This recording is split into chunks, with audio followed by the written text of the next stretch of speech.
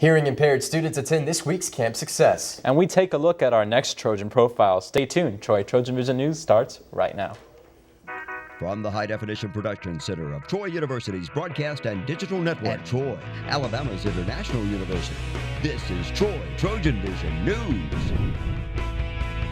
Hello and welcome to Troy TrojanVision News for June 23rd, 2016. I'm Ryan Renfro. And I'm Nathaniel Rodriguez. Thank you for joining us this evening. For some, the transition from high school to college may or may not be challenging. Today, I caught up with a few students attending this week's Camp Success, a camp in which students deaf and hard of hearing have been preparing for their transition into college.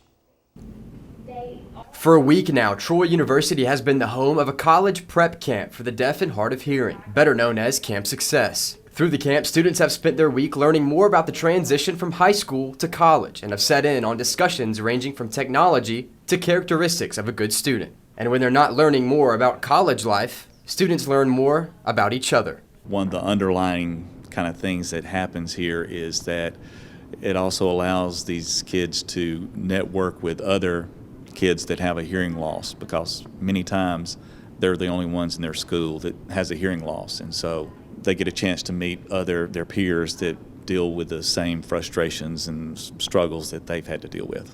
Two students from this week's camp are preparing to go into nursing. And with this week's camp almost over and college right around the corner, these two students say that they couldn't be more prepared for what the future has in store. I've liked everything, the experience, the people I've gotten to meet, the career exploration opportunity that I've had, and it's really opened doors for me in the future. I feel like it will. This week, I have taken in a lot of information such as budgeting, the difference between high school and college, and what to expect in the classroom. It's just a lot of great information. One Troy student majoring in ASL says Camp Success gave her an inside look at what she would like to do after college. It actually gave me an insight into doing speech pathology, so I'm really excited about what the future has to hold. Camp Success will come to an end on Saturday when each student conducts a PowerPoint presentation focusing on their own career choice. And Glass says the purpose behind those PowerPoints is to help students realize that college isn't the end goal. Instead, for the students, it's part of the process of figuring out what they need to do to be able to have that career they desire. Troy University's Hall School of Journalism prides itself in offering students plenty of opportunities for hands-on learning in addition to classroom teaching. However, there are members of the journalism faculty that bring years of personal in-the-field experience to the classroom as well, including one professor who was pretty much born into the profession. Journalism has been a part of Professor Steve Stewart's life since he was a child. Raised by the owners of the Monroe Journal, Stewart followed in his family's footsteps and studied journalism at the University of Georgia.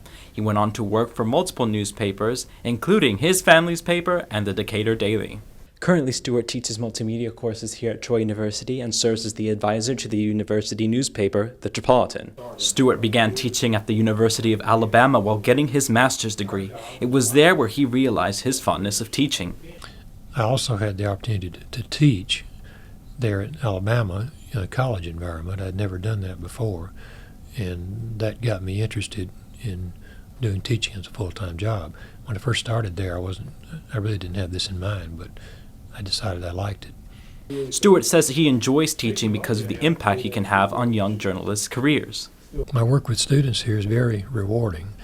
I see the opportunity to share a few things I might have learned and to help them to succeed in their goals and ambitions.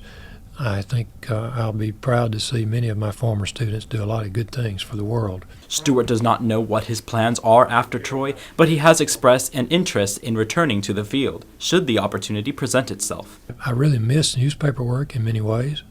One thing I miss about it is every day or every week you complete something. You get your job done, you put it out there, and you get the people's reaction to it. It's a quick turnaround and a great satisfaction to see people reading your material and acting as if it means something to them. Stewart has one piece of advice for aspiring journalists: learn how to get the facts and how to present them. That wraps up this summer's Trojan Profile series. The stories in the series were produced by the students in the Hall School of Journalism's Television News Practicum class. And now taking a look at news from around the state. Court records show a former volunteer coach at a northern Alabama high school has been sentenced to 9 months in jail for raping a female student. Local news media report that 22-year-old Spencer Jackson Bird was sentenced Wednesday after he pleaded guilty to rape and engaging in a sex act with a student in 2014. Bird volunteered as a basketball coach at Fairview High School. Acting House Speaker Victor Gaston says he will not seek the position permanently. The Mobile Republican announced Wednesday that Gaston will not be a candidate for Speaker. Gaston says he was grateful to the colleagues and friends who encouraged him to seek the post. He says he will dedicate his remaining time as acting Speaker to making sure that House functions run smoothly. A British couple who mistook Birmingham, Alabama for Birmingham, England when booking a trip to Las Vegas a few months ago will get to see the Alabama version for themselves on August 16th and 17th.